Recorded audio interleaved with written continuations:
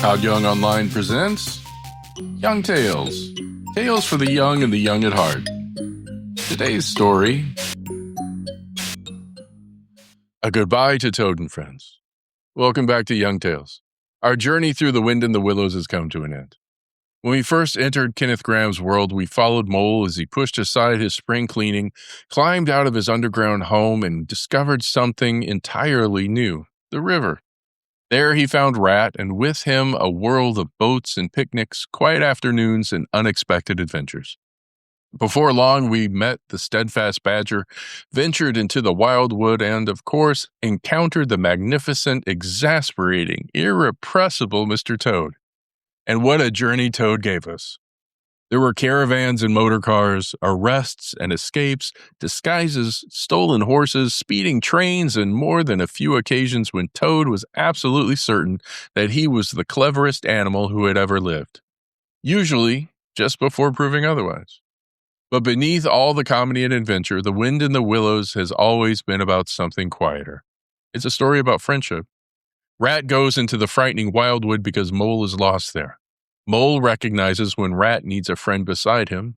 Badger may grumble and lecture, but when his friends need him, he is there. And even after Toad ignores their advice, causes endless trouble, and tests their patience beyond reason, his friends never abandon him. They don't always approve of him. They certainly don't always agree with him, but they love him. And perhaps that's one reason this story has remained so beloved for more than a century. Kenneth Grahame gave us a world where adventure is exciting, but coming home matters just as much. Where there are distant roads waiting to be traveled, but also warm fires, familiar rooms, good food, and old friends waiting when the journey is over. Mole discovered that there was a wonderful world beyond his front door, but he also learned the value of the little home he had left behind. Rat heard the irresistible call of distant places, but discovered that the river still held his heart.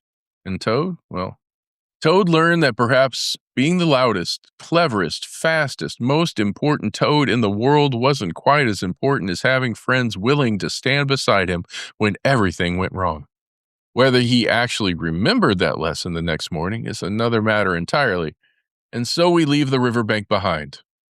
The boats are tied along the shore, the wildwood grows quiet beneath the trees, Badger returns to his comfortable underground home, Mole settles in beside the fire, and Rat watches the river drift lazily past. And somewhere, I'm quite certain, Toad has just discovered another absolutely brilliant idea. Thank you for joining me for Wind in the Willows by Kenneth Grahame.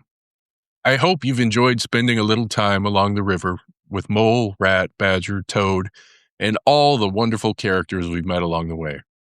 Until our next tale, remember that there will always be another road to explore, another story waiting to be told, and if we're lucky, a warm home and a good friend waiting when we return. I'm Todd Young, and this has been Young Tales. Until next time, keep imagining, keep exploring, and keep the stories alive. And here's where we end for today.